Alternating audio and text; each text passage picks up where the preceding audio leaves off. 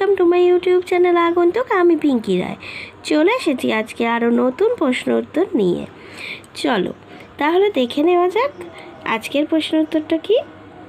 তবে বলে রাখি, যদি আজকের প্রশ্ন উত্তর শেয়ার তোমাদের সঙ্গে ভালো লেগে থাকে তবে অবশ্যই সাবস্ক্রাইব করো আমার আগন্তুক ইউটিউব চ্যানেলটি। ঝটপট করে ফেলো কিন্তু, তাহলে পরের প্রশ্নগুলো দেওয়ার সাথে সাথে তোমরা সহজেই পেয়ে যাবে। তো চলো তাহলে আজকের প্রশ্ন উত্তর আলোচনায় চলে আসা যাক। আজকের প্রশ্ন হলো 1917 খ্রিস্টাব্দে রাশিয়াতে মার্চ বিপ্লব সম্বন্ধে লেখো।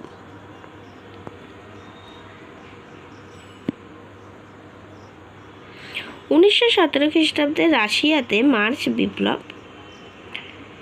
প্রথম বিশ্বযুদ্ধের আগে মধ্যযুগীয় জারতন্ত্র, সামন্ততান্ত্রিক শোষণ, কৃষক ও শ্রমিকদের দুরবস্থা, অর্থনৈতিক সংকট প্রভৃতি বিষয়গুলি রাশিয়াকে এক অস্থির পরিস্থিতির সৃষ্টি করে।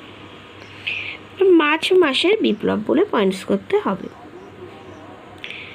রাশিয়ায় অস্থির পরিস্থিতিতে 1917 খ্রিস্টাব্দের মার্চ মাসে দেশে জার বিরোধী বিপ্লব ছড়িয়ে পড়ে।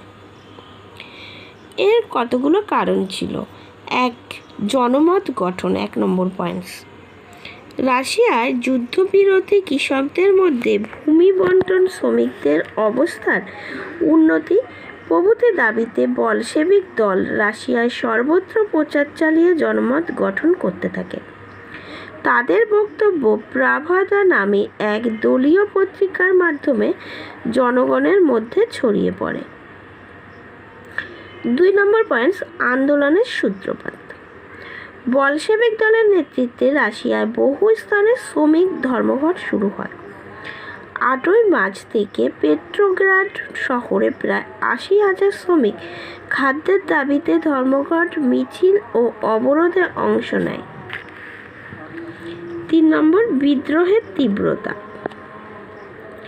বিদ্রোহ শীঘ্রই ব্যাপক আকার ধারণ করে। বলশেভিকদের নেতৃত্বে বিদ্রোহীরা থানা ও আদালতগুলিতে আগুন লাগিয়ে দেয় এবং অস্ত্রাগার লুণ্ঠন করে।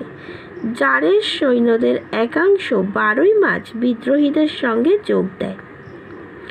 বিদ্রোহীরা জারের মন্ত্রী ও সেনাপতিদের বন্দী করে এবং রাজধানী পেট্রোগ্রাড দখল করে পেট্রোগ্রাড সোভিয়েত গঠন করে।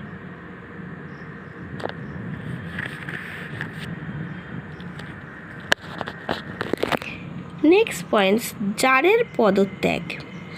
বিদ্রোহের ব্যাপকতায় জার দ্বিতীয় নিকোলাস পদত্যাগ করতে বাধ্য হন।